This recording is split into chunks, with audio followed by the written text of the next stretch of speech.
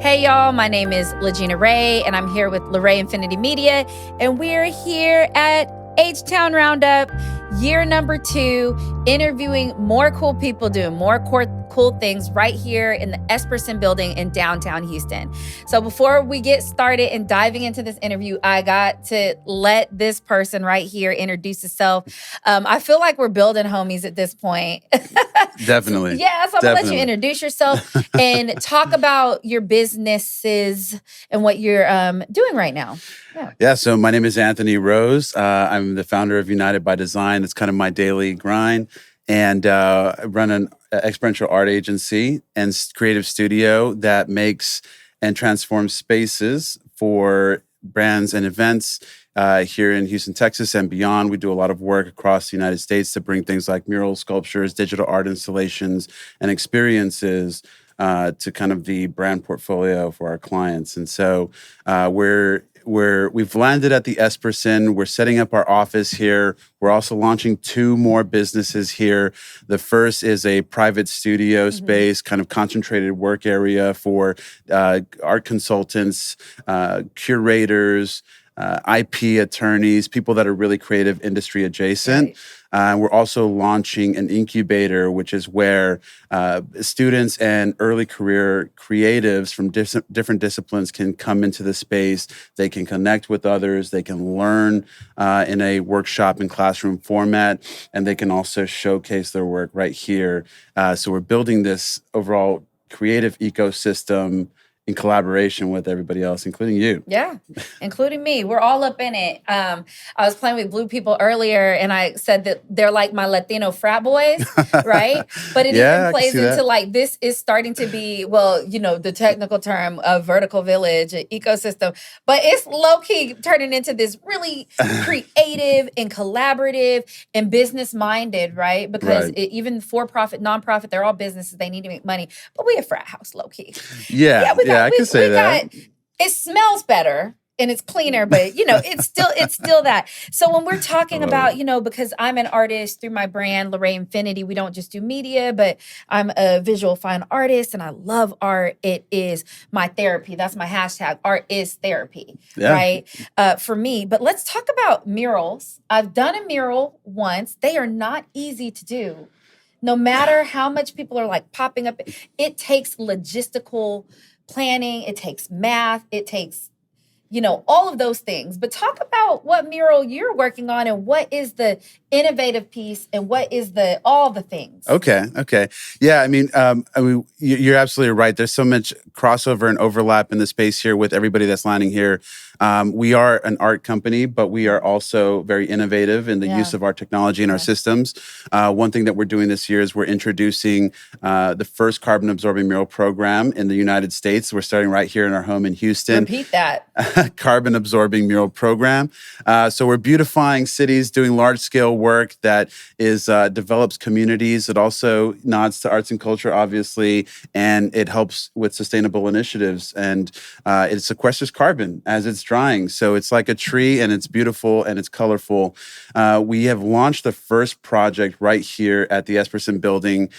In 5 days, we went from talking about an idea to getting approval to drafting concepts and painting this thing with a wonderful artist, Houston native Emily Ding, who is in Los Angeles right now. And it just so happened she was in town during the time we needed her to do this project for jury duty, nonetheless. And she said, "Let's go." So in 2 days, the government can do good things. Sometimes it can put you in the right place. Accident, yeah.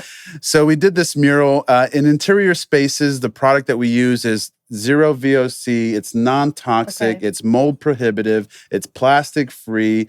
It's a lot of wonderful things. It's night and day in comparison to the conventional paints that we use, which are petroleum byproducts. It's got plastic and microplastics in it. You know, when we think about art, we're not typically thinking about the impact that it has on the earth, but the material just does. And so what we're tasking ourselves to do is not only introduce the most innovative products to help our community and our world be more sustainable, but also in the practices too. So what we're using, the equipment that we're using, is it electric? Is it gas powered? How can we bring our art projects closer to net zero than ever before? And so we're really leading that initiative here in Houston. And it started right here. Right here at the Esperson. I love that you talk about, when we talk about like social impact and sustainability and stuff, the way you approach it is letting everybody know that everybody can do something when we're talking about sustainability practices. You don't have to go out there and stop all the Bitcoin mining, which, I don't know about all that. But I do know like the small things, like thinking about the paint. I never even thought about that, right? And even when you're washing paint down a sink, I know by intuition, what I do is I let paint dry, and I actually have this thing called All of Everything. It's a continuing series throughout all my art series of all the little pieces of bundled up paint and dried paint, rip them off, and I create just like a collage, and it's called All of Everything because it represents all my art pieces. I love that. Through the dried. So like that, I guess that's my sustainability piece. And I love that we have a name for it now, right? Because it goes, creatives are the sustainable people. Yeah, absolutely. Yeah. I mean, we have a voice in the matter. And I mean, whether we're talking about it in terms of topic and conversation, or we're involving it into our practice, or we're using upcycled and discarded plastics from, medical use. I mean, there's so many ways that we're repurposing things and thinking about the continuity of society. And so with these projects, for us, the first small step is to include this product. We've been working on bringing it to the United States for the last 2 years. Oh. It's been used for the last 10 years. And so you'll see quite a few examples of what we're starting here in the UK. But we're kind of we're the ones saying this needs to happen in the US right now. And so we're trying to take some steps towards that. So we're building ways that we're able to share this. It's not only the projects that we're doing that this is going to be available. We're creating a pricing system for artists, so you'll have better than retail pricing on this product. Beautiful. So when you do a project with us, or you're interested in using the product, we can provide you with the code that's going to get you better pricing on it. We're also creating resources and knowledge and a database resource, so you can learn how to best utilize this product. And we're also introducing it to our clients. And so we do a lot of things for architects, for landscape designers. And we're working with a lot of groups who have influence over these physical spaces and developments. And so we have a really interesting area that we're interacting with them to where they're thinking more outside of the box. And we're taking that opportunity to introduce a product and say, listen, look at all these benefits that this product has. It's comparable to the systems that you're using right now, but it's 100% better. Let us know if you're interested in utilizing this, and we'll queue up the conversation and hopefully get them to use it to coat the inside of their buildings and the outside as well. I mean, you have it right here, y'all. There's ways to be sustainable even through painting. That's right. Easy. So the next thing I want to ask you about is a date. So there's a date, it's during Women's Month. So I feel like that was very intentional. Very intentional. Oh, yeah. March 30th, I believe, is the date. I don't know if I'm telling your business, but what's going on March 30th? Well, United by Design turned 5 years old, and so we're having a big celebration and a party to pause. Let's go. Little dance break. Okay, United by Design, 5 years in. Yeah, 5 years in, we're taking an opportunity to celebrate this. And so this event itself is going to be a continuation of our creative output and thought. And so there will be a open house version where you can come during the day. You can peruse it just like a gallery. You'll learn about the history of United by Design, all the work that we've done, all the wonderful people that we've worked with. You'll learn about our community initiative, which we're launching this year with Esperson. You'll learn about our sustainability initiative, which starts with the carbon absorbing mural program and branches out from there. Really, we're not trying to build one path toward doing things. We're trying to build webs so people can overlap and interact. So showcase day, a demo day, all in one, March 30th. March 30th. There's activations that are gonna happen. Wear?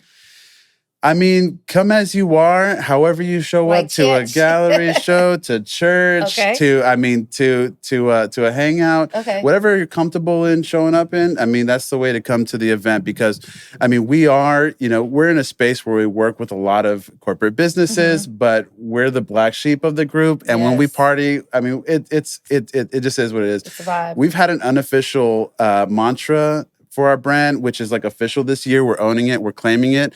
And what we do is we make dope shit. And so we're not hiding behind it anymore. It's You out make there dope in the shit? front. We make dope shit. You know what And I tell so- LaRae Infinity, or what I tell the Us Space members? I'm like, fuck shit up. You know, I think that those things are important because it's a statement that backs your mission. Absolutely. You know, we're not trying to hide behind anything. We have an attitude. We bring creativity, and we create juxtaposition in spaces that sometimes are pretty bland and stale. So March 30th is going to be an opportunity to experience that firsthand. So we're having 12 to 6 open house from 6 to 8. We're having a proper party. We'll have live music performances. We'll have food. We'll have drink. It's going to be a good time. I love it. And there's also something going on in November. So I'll find out about that and let y'all know because clearly there's something in the works there too. So before we jump off, ecosystems. We are part of one in the Esperson building. We are part of one with H-Town Roundup. We are part of one is Houston. And a lot of times, you know, from Silicon Valley to Austin, ecosystems is talking about tech, right? But there's so much more. Tech is innovative into everything. Everybody uses AI. Everybody's on platforms like Canva. Everybody's using Google. Everybody's using YouTube and all of the social media, Right. LinkedIn, on and on and on. So how do you play into the ecosystem? How is innovation? How is UX design doing that for Houston? Yeah, so a couple of ways that we have been doing it traditionally is, I mean, we bring paid projects to creatives and we help companies recognize opportunities to leverage that creative community. But we don't think that that's the end of our story. We want to build a space where students and early stage creatives from different disciplines can collide, they can connect and network, they can learn and have an education, and they can grow and also showcase their work. Houston's a big city, and so there are a lot of resources for artists here in the city, but things are so spread apart that it's sometimes hard to get to those places, and it becomes a very expensive process. So what we've identified, taking from other groups that have done it, there's a bunch of tech incubators. We never landed in an arts district, so we've never been in the Silver Street Studios. We've never been in these art districts. Yeah. We find ourselves in like tech co-working spaces. You're like, again, the black sheep. And that's, I think maybe we should coin Esperson like where the black sheep lie. I or like something. that. I like that. Yeah, no, and so we've put ourselves in really unique positions, and we want to the things that we've found out and cultivated from that, we want to extend to our community. And so for those students, for those early stage career artists and creatives, we are creating 2 dedicated spaces for them. One is the incubator that's going to be on the 13th floor. That space is going to have an innovation lab, workbenches with tools and equipment for members to be able to use and access 24/7. We'll have open studios. So think hot desk at a co-working space, but you'll be able to come in here and whatever your medium that you're working on, you'll be able to set up and create in that space unrestricted. There is also a resource center, so we'll have information and knowledge embedded in those areas, but also conversation as a resource. So there are seating areas to have conversations and learn from each other. And we also have the classroom and workshop. This is going to be a game changer, I think, for the creative community here in Houston, because we'll not only talk about technical capabilities and increasing your skill in that and being a better artist, but also in business acumen. So financial literacy, processes, operations, systems. We're going to make sure that artists, whether you want to do it alone or do it with a crew, have everything that they need to be effective. Yeah. And, you know, like my art mentor says, Dana Todd Pope, she's a fine visual artist too out of Chicago. And she actually has a women's artist studio on Navy Pier. They just got accepted into a showcase in Italy and just shipped stuff over there. Wow. And she has been on the forefront. It's called the Women's Live Artist Studio. But she has been on the forefront of art as a business. art is a business, period. Period. Just like nonprofit is a business, you know, Period. you can care about people and human, pay us, just like you should pay teachers, right? Yes. So that's easy. All right. I want to thank you for sitting down and talking to me about your projects, what's going on, what your business is doing, how you're contributing to the Houston ecosystem. Because I think it's really important that not only we understand tech, but we understand the science, the arts, the math, the Black folks, the white folks, the Latinos, everybody in between that identifies as anything, the Asians, and people understanding the Asians is long and broad and not just one thing. Just all of those things need a voice. And so I appreciate you being part of the ecosystem that is creating amplification of voices. I think that is amazing. Thank you. Well, I mean, rightfully so. I want to thank you for creating the platform to amplify those voices. Yeah. Here we are. All right, y'all. Y'all know me. My name is LaGina Rae, and this is LaRae Infinity Media. And, you know, I think there is something to be said when you take time to look somebody in the eyes and have great conversation and make sure that the other person next to you is okay.